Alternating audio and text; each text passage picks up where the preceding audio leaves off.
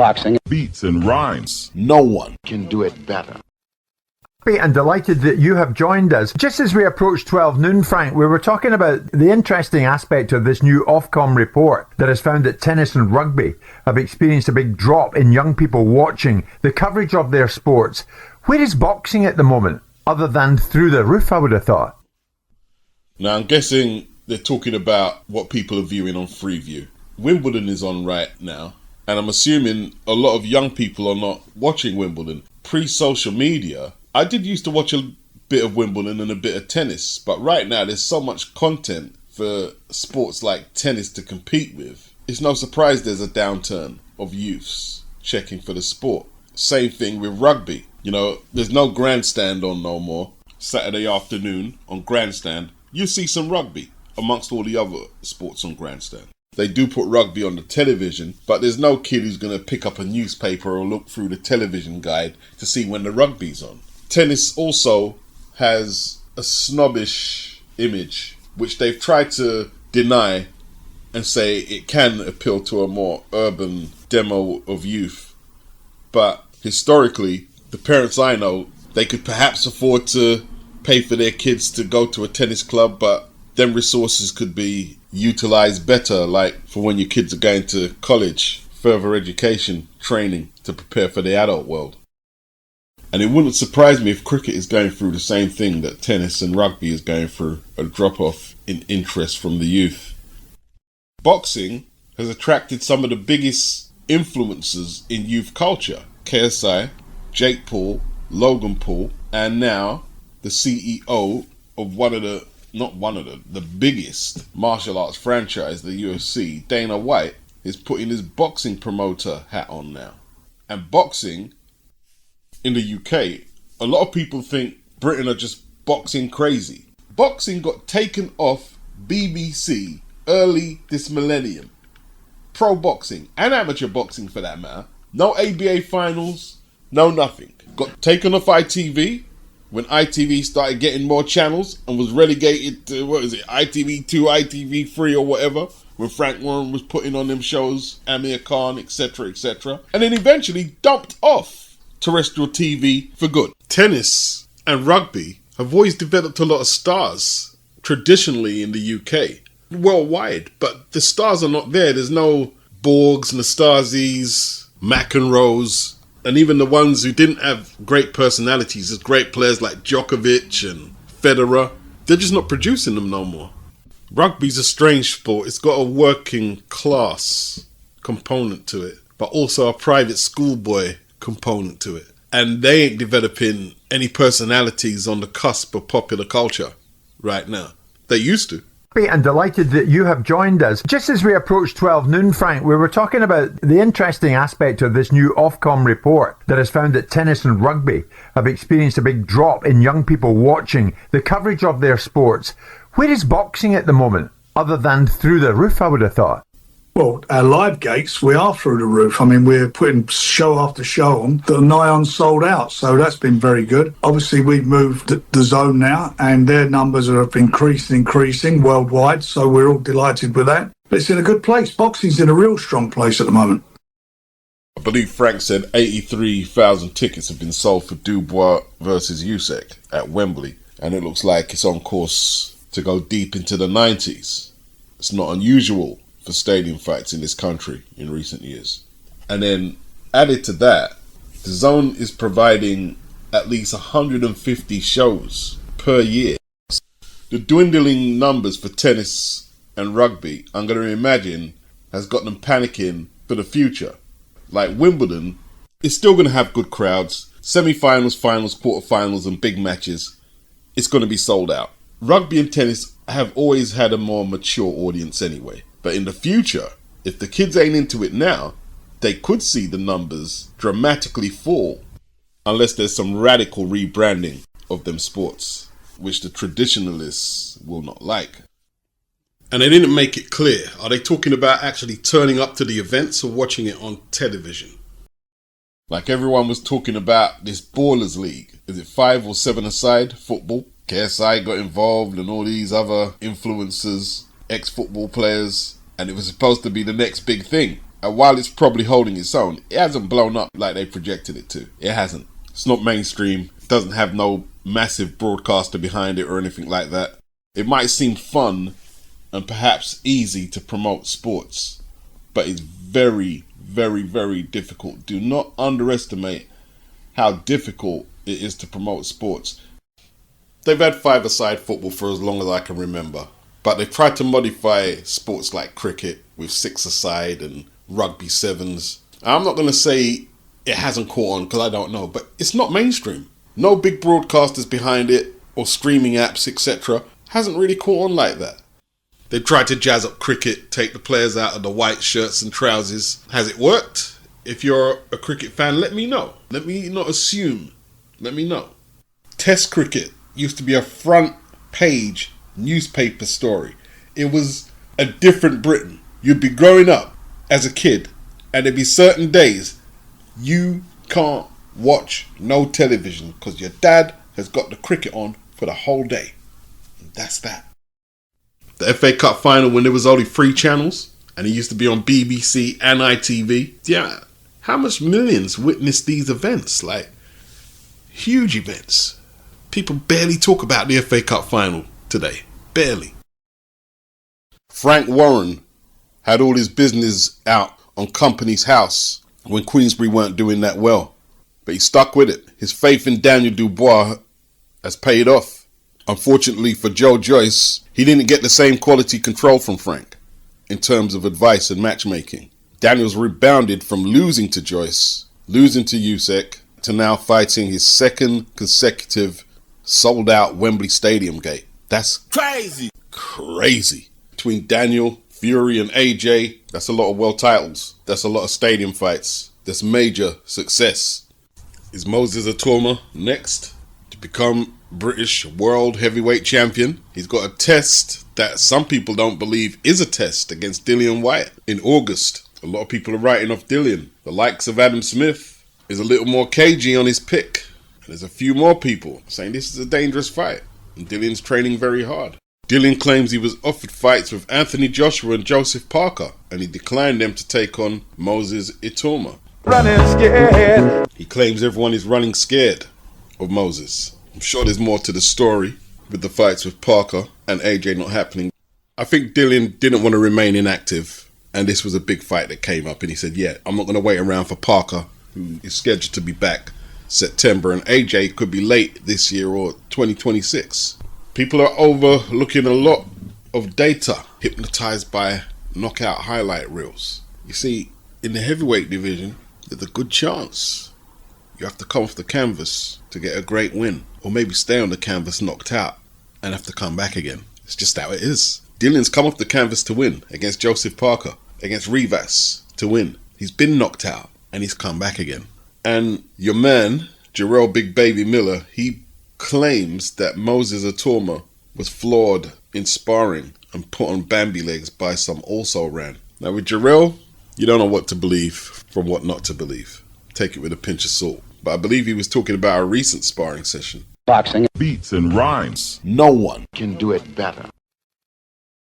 David Benavidez, 30-0, 24 inside the distance, 28 years of age, from Las Vegas, takes on Anthony Yarde, 27-3, 24 inside the distance, 33 years of age.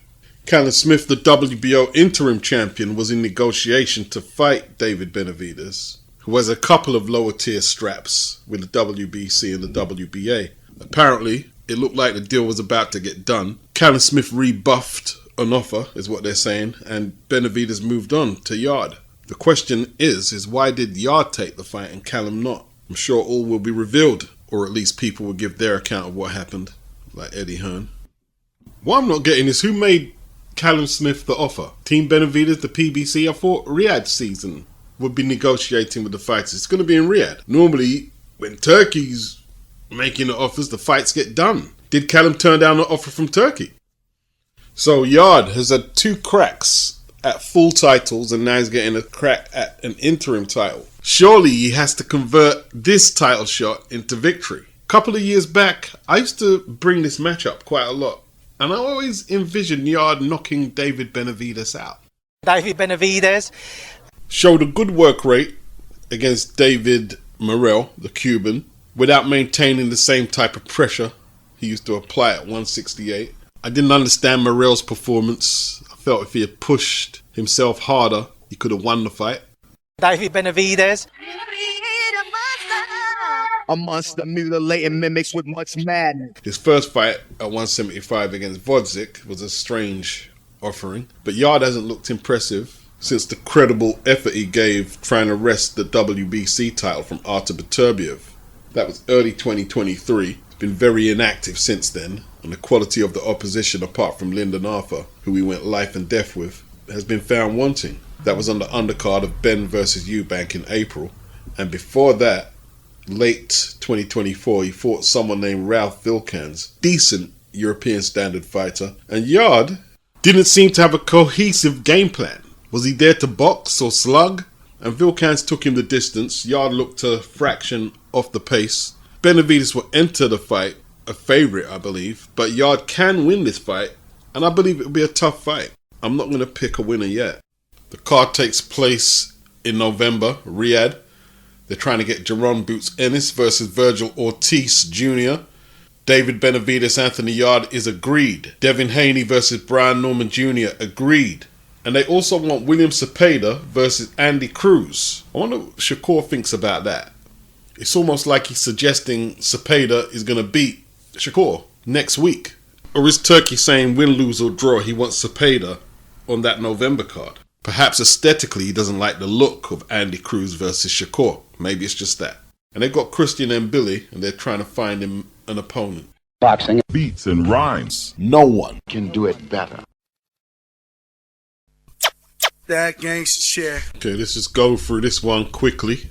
DHS announces ICE, U.S. Immigration Customs Enforcement, arrest of Mexican boxer Julio Cesar Chavez Jr., who we saw in action against Jake Paul just the other week. He's now being processed to be expedited and removed from the United States. He has an active warrant arrest in Mexico for his involvement in organized crime and trafficking firearms, ammunition, and explosives. In 2023, he entered the country legally with a B2 tourist visa that was valid until February 2024. Chavez is also believed to be an affiliate of Sinaloa Cartel, a designated foreign terrorist organization. So ICE arrested Chavez in Studio City, California on July the 2nd. On April the 2nd, 2024, Chavez filled an application for lawful permanent resident status. Chavez's application was based on his marriage to a U.S. citizen who was connected to the Sinaloa cartel for a prior relationship with the now deceased son of the infamous cartel leader, Joaquin El Chapo Guzman. Late last year, December, U.S. Citizenship and Immigration Services made a referral to ICE that Chavez is an egregious public safety threat. However, an entry in a DHS law enforcement system under the Biden administration indicated Chavez was not an immigrant enforcement priority. January 2025, the Biden administration allowed Chavez to re-enter the country and paroled him into the country at the San Ysidro port of entry. Following multiple fraudulent statements on his application to become a lawful permanent resident, he was determined to be in the country illegally and removable on June the 27th, 2025. And they've got his rap sheet here.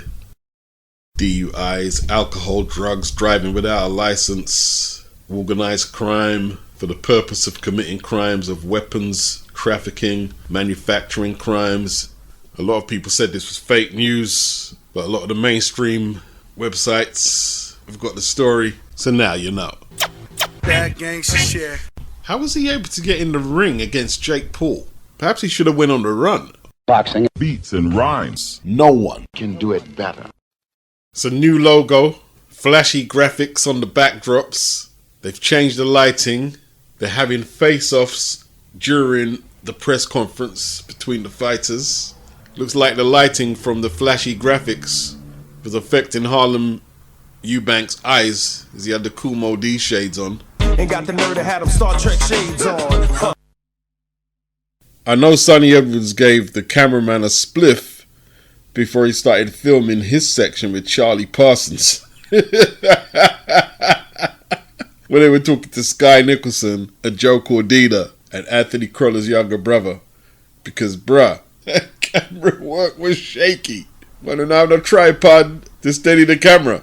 What was that? One of them Motorola jobs, 2010. My gosh. It was bold.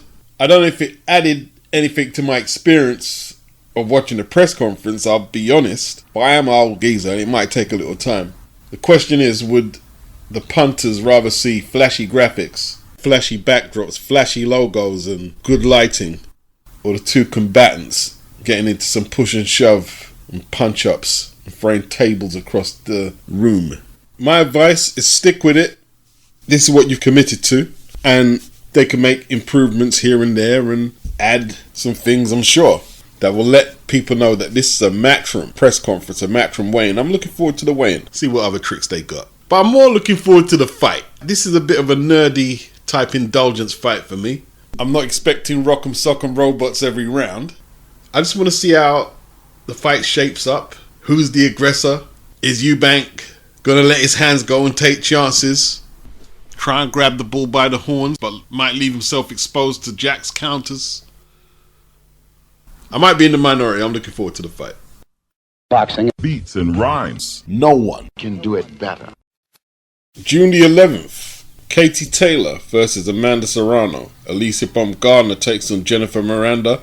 Ellie Scottney against Yamilev Mercado. Dina Thorsland against Shaneka Johnson. Savannah Marshall versus Shadesha Green. Chantel Cameron versus Jessica Kamara. Ramla Ali versus Leela Furtado.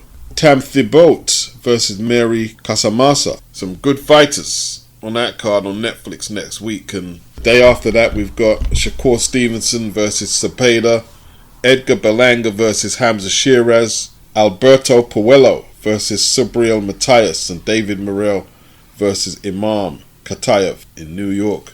Get the pay-per-view money ready. Boxing Beats and rhymes. No one can do it better.